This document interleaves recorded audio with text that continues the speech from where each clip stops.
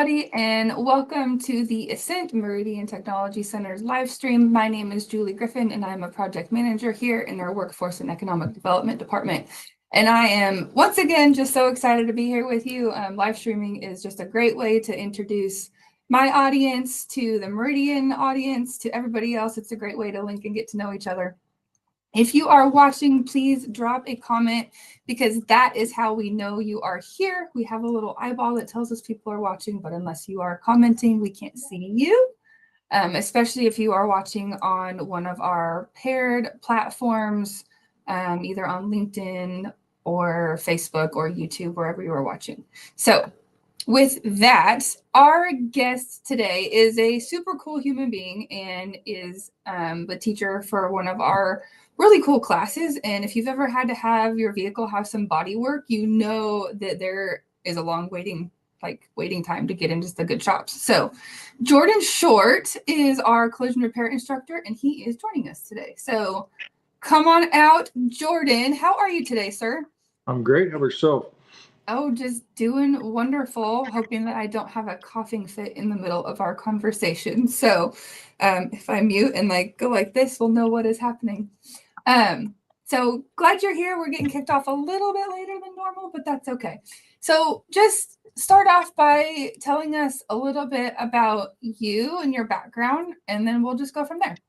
All right. So I'm actually a product of Meridian. I started my collision repair career here as a student and actually sat in the same classroom I teach from. So this is a really cool opportunity for me to come full circle and be able to teach some of the skills I learned here and some of the skills I learned along the way to our students here. 20-year career.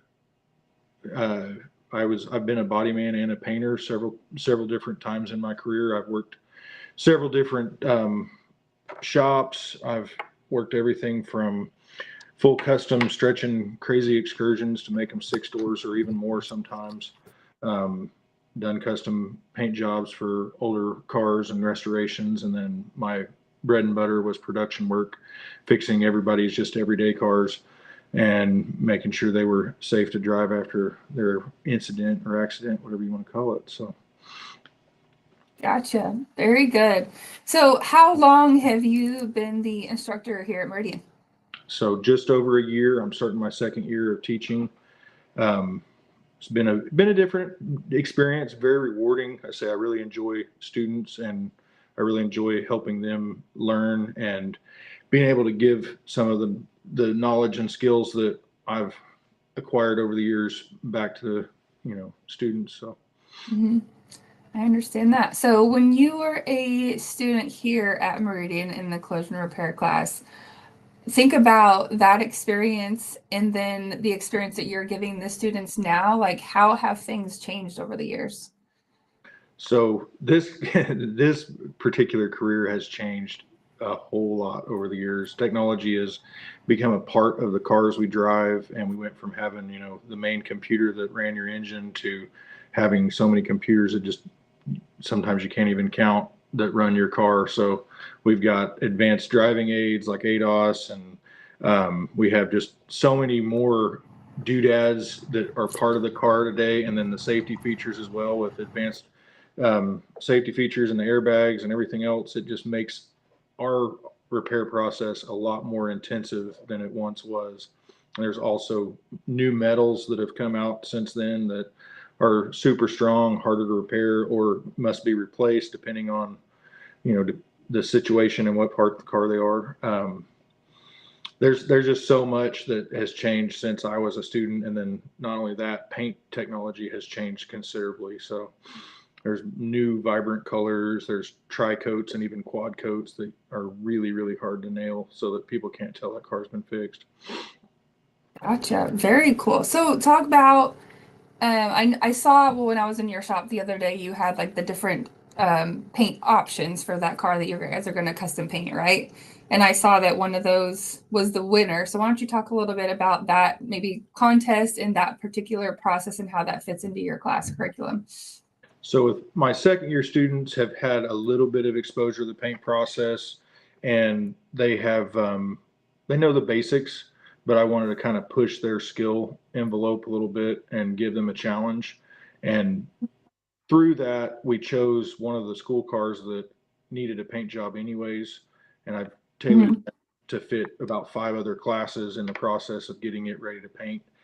And then to make it exciting for the students, we had proof of concept panels that we told them there's only one restriction, and that is that the factory color of the car has to be part of the color scheme.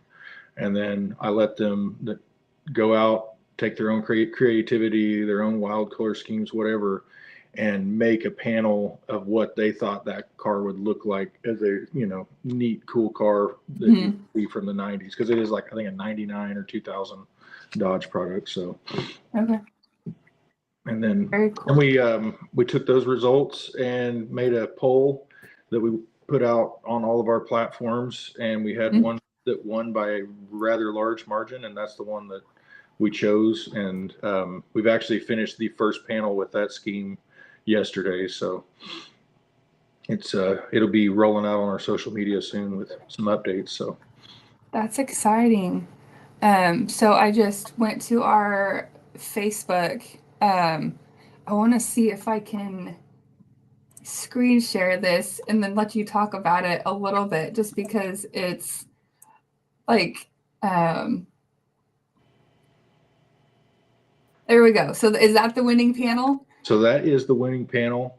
Kyler is one of our second year students, and that was what he dreamed up, those colors and everything. The dark blue on the bottom is actually the original color of the car. Okay. And those pinstripes, it looked like just straight black pinstripes. There are actually 3 pinstripes in there. And we have made one change, the kind of turquoisey teal color. There's one pinstripe of it on the other end of that. So he dreamed that up, and then we sat there and we looked at the car and we're like, well, how is this scheme going to fit on this car? And he's like, well, it doesn't really go with the body lines, it doesn't go with this. So we kind of workshopped it a little bit, threw some ideas out there, laid the panel on the car, different areas, trying to figure out how to make it work. Yeah. And so now the car is cut down the center, and one side of the car is the crazy teal turquoisey color, and the other side of the car is the original color. Okay. And it zigzags across the hood to one side and zigzags across the trunk to the other side. But so far, the only panel that's finished is the hood, and we'll be sharing an update on that soon. Very cool. Well, what a great, I think, learning process for taking what you're, learning in the classroom and then applying it to like an actual vehicle.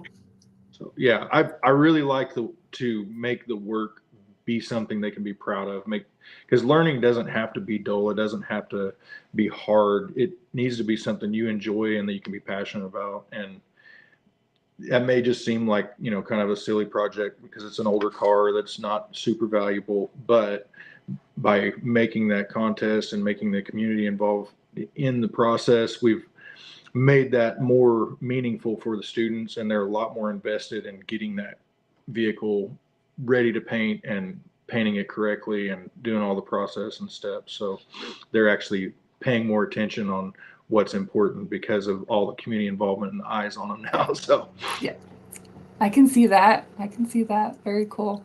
So, how about, I know one of the things that I've heard since I've been here at Meridian, and I think we kind of had a conversation about this too when we were talking about you coming live with me, was the impact that the industry support has had on the class.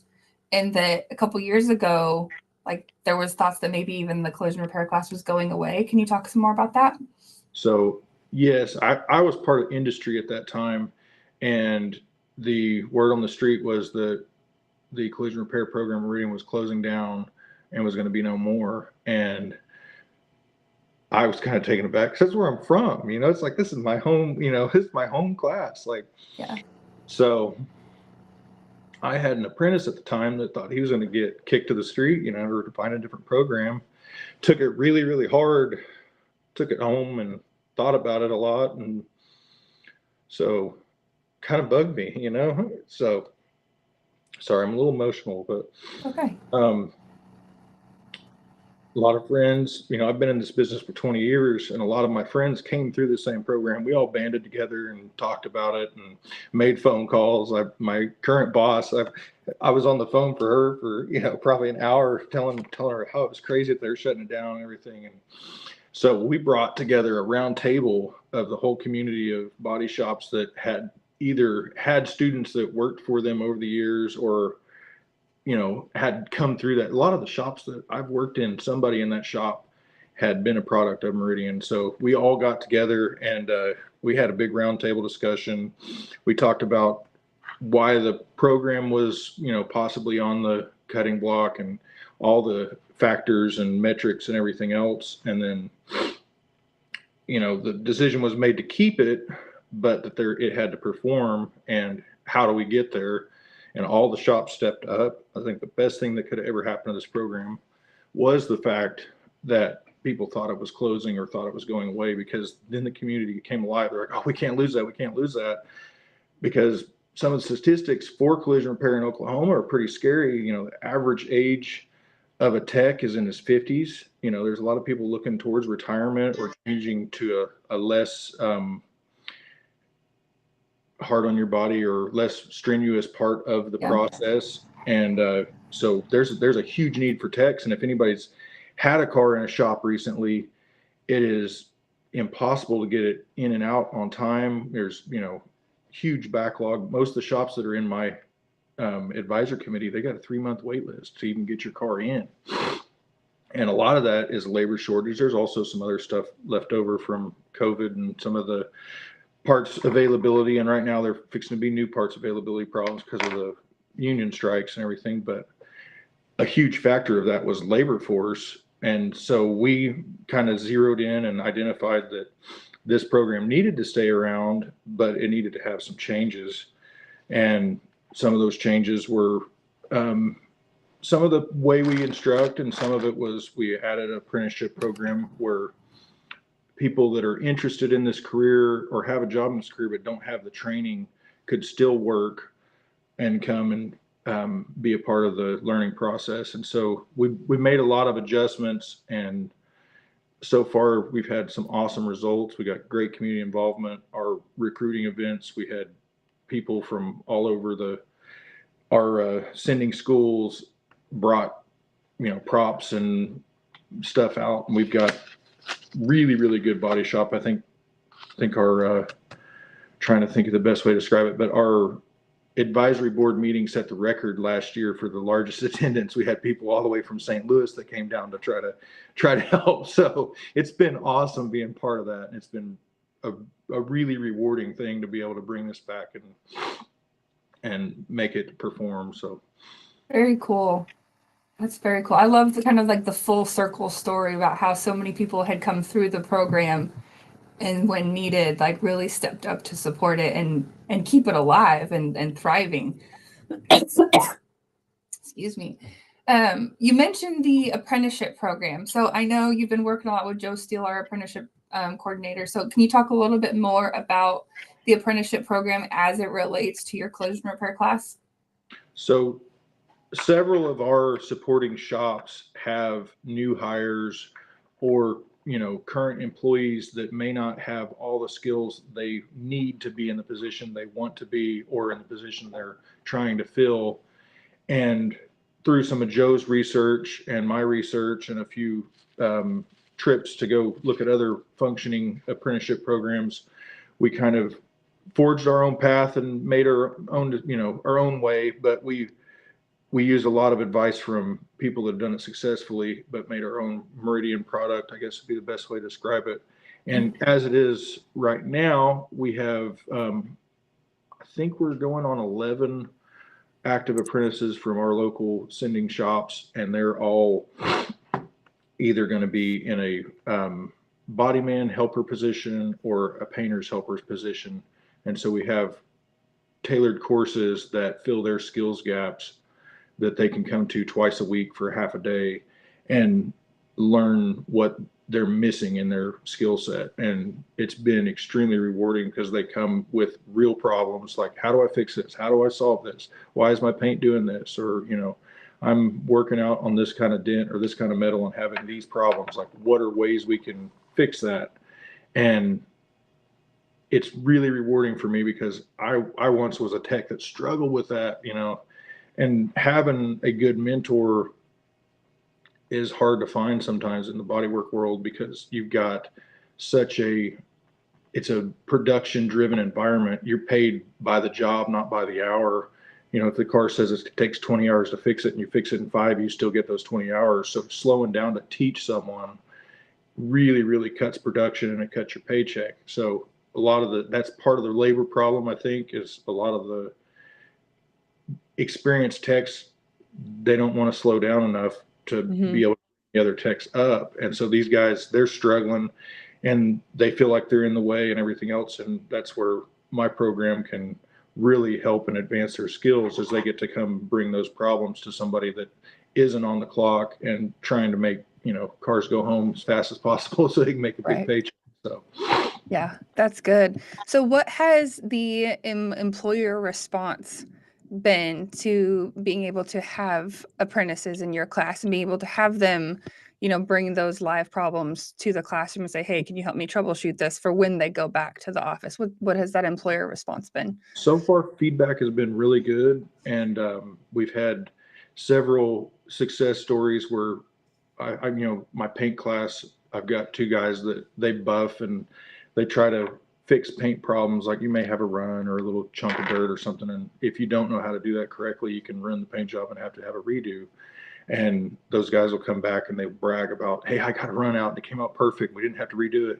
Before we would have had to redo that, but now I know how to fix it. And so there's some of that. And then part of the reason why we were late coming on the air, we hosted a paint training program, and the shops actually sent all of the apprentices and some of the head painters even to come train with the Sherwin-Williams team and the trainers from headquarters. And they came and taught a 2-day course, kind of crunched down, but taught a 2-day course on how paint works and what chemicals are in it and why they do what they do and everything, and refreshed some of the older veteran painters, maybe taught them some new tricks. And then we also did a minor intro into color theory that really helps when you don't know why stuff shifts the way it does or is the way it is. And so we ran a little long, and then I didn't get on the stream as quick as I should have, but That's okay. we had shops send their whole crew pretty much. I had there's Advanced Collision and Collins Collision. They sent like almost their whole crew to this class, even the body guys, because they want the body guys to know how to prep for the primer correctly so that it is a perfect repair, or whatever you want to call it. It's been interesting. I really enjoy being part of the solution and being able to help give back. So Right. Well, you were doing a good thing for the community and for your industry, so we'll let it slide that you were a few minutes late getting on with us. That's not a problem. So looking at, you said you're in your 2nd year of instructing, right? correct. So what is your favorite part, and what would you say was like your biggest lesson from your 1st year of instructing to going into your 2nd year? So the hardest part for me was I came from that production background, and for school we got to slow down, and it's been that was really tough because I'm so used to producing.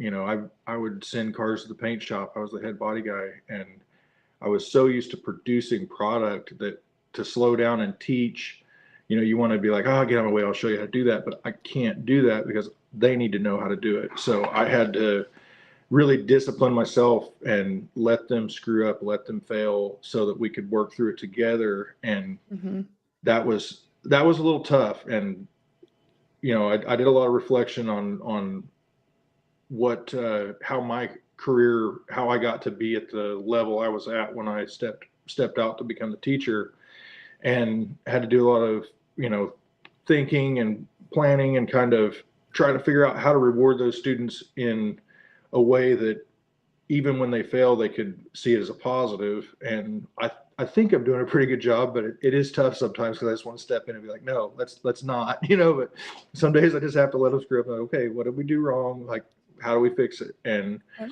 that was probably the hardest thing, was the production speed is extremely slow in a school. And then the just having to let them fail sometimes so that they can learn a lesson it was tough. Now that we kind of embraced that, it's a lot easier this year. And I think we're having a quicker learning curve because I'm not doing as much demonstrating as I am helping them learn. So, okay, that's interesting. And I think that's a really great lesson, I think, for everybody who's not only in education, but even thinking as a parent, letting your children, or, if you're a coach or whatever, letting them learn by doing, and recognizing that when you can fail in a safe environment, you can learn a lot faster. well, knowing what to do, and that's one thing I try to stress to them. I said, listen, when we screw up, it's a teachable moment. I said, it's not. This isn't this may happen to you on the job, and if it didn't happen here, you wouldn't know how to fix it. But since it happened here, we're all going to know how to fix it. If everything went perfect the whole time you're in school, you get your job as a painter's helper, your job as a body guy's helper, and you start having problems, but you've never seen them before, and you don't have that problem solving ability, you're going to feel like totally lost and not have any idea what to do. But now you're going to have this whole toolbox full of solutions or ideas that can help you find a solution. So, right, having that critical thinking capability is huge. So what would you say is one thing that the general populace probably doesn't know about the collision repair industry that we should know? um, I don't know. There's a lot of things they should know, but Or I would say, something that you guys wish we knew, like, oh, I wish you knew this about our so industry. here's a wild one for you that we went over in paint class today that probably the public doesn't realize. Your vehicle probably doesn't match from the factory. The paint doesn't match from the factory because there's multiple suppliers that send those painted parts to the final assembly plant. And a lot of times people don't notice color match until after they've been in an accident. They buy a new car, they just assume that it's perfect. And there may be 4 or 5 different variants on a car, or from one side to the other, there may be different variation in their color. And then when we paint something on it, they're like, well, that doesn't match. And there's multiple factors that cause that. And that's something that is really, really tough for painters to, I'm gonna have to mute that. Give me just a second. But that's something that's really tough for us to combat is. Oh, we lost Jordan. There you are. Uh-oh, we lost your audio, Jordan.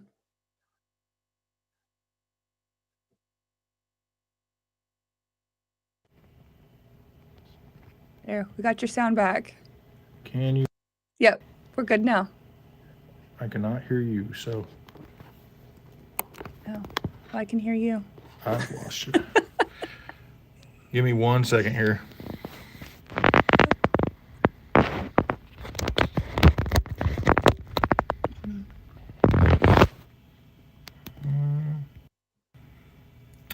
I cannot hear you at all, so I'm gonna step out for just a second. All right. Well, that's okay. If Jordan comes back, then that's great. But we are about at. Okay, here he's back. Are we good now, I'm Jordan? back, I think. Okay. All right. One more comment or thought, and then we'll wrap it up. So, one more comment and thought on something the public should know. Or anything about your class. So one thing that's tough for shops to understand early on, luckily the shops I have, is establishing expectations for their new hires. Is we don't have enough time in the day to give them a full turnkey tech. We're giving them the basics and helping them upskill, and that you won't be 100% right out of the gate. It takes that work experience, and that's why the apprenticeship program is so successful. Is they have that work experience and they have problems they can bring back and bring to us. Um, you're not going to be a full blown, full fledged A Tech right out of right out of school. Have to you're going to have to do your time, and you're going to have to be committed to continued learning because cars are changing constantly. The last 10 years, the amount of changes and the amount of safety features and everything is mind boggling, and it's hard to keep up. Um, so for me, I've really had to have a commitment to continued learning. I don't want to, since I've stepped away from being a full-fledged tech, I don't want to have my skills stagnate. So I go to a lot of trade shows, and I sit on the board of Oklahoma Auto Body Association, and I'm part of their education committee there. And it's just once you even after you finish school here, there is so much more to know, and you just have to have that commitment to continue learning. Exactly. Very good. Well, if somebody is interested in your collision repair class, oh, we have a question. It's actually from the Meridian page, but it's probably one of our people. Had a problem with matching colors after my husband got a dent. Is there a way people can make that process easier for the painters?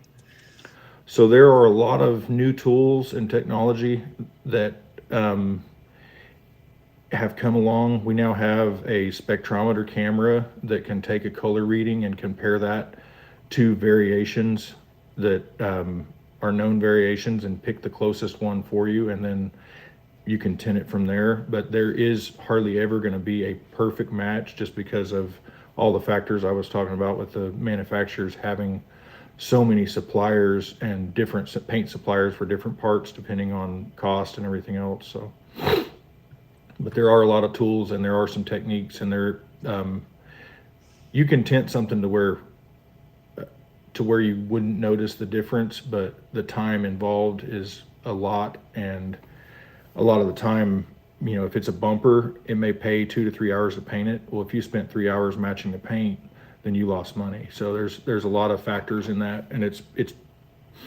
a lot bigger problem than what the public realizes as far as what we're up against. So Gotcha.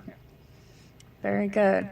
Well, if somebody is interested in learning more about the collision repair class, they can go, I think, to this QR code that I've got on the screen. So hopefully you're not watching on mobile, so you can use your phone to scan that. Well, sorry, Jordan, because I know you're on your phone. But for anybody else watching, if you're watching on your computer, you can use your phone to scan that QR code and learn more about Jordan's class. If they're interested in learning about the apprenticeship side of your class, would they call you or would they call Joe? I say either or. I say they're Either welcome one. to call either myself or Joe. And if you're a shop in our sending district that has some guys that have got great work ethic or great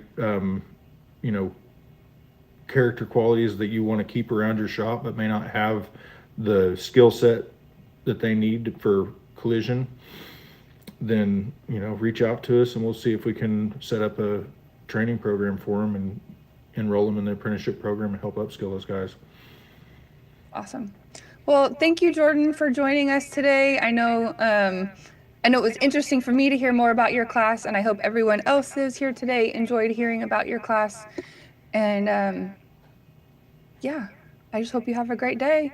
Everybody, thanks for joining us today. We are at our time, so we are going to sign off. Mark your calendars for the first Friday of December at noon. I don't know who our guest is yet, because our tentative guest can't do it, so it'll be a surprise.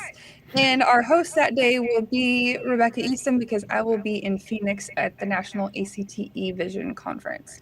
So stay tuned for the Ascent on December 1st. And thank you again, Jordan, for joining us. We will see you guys all next time. Take care. Thank you.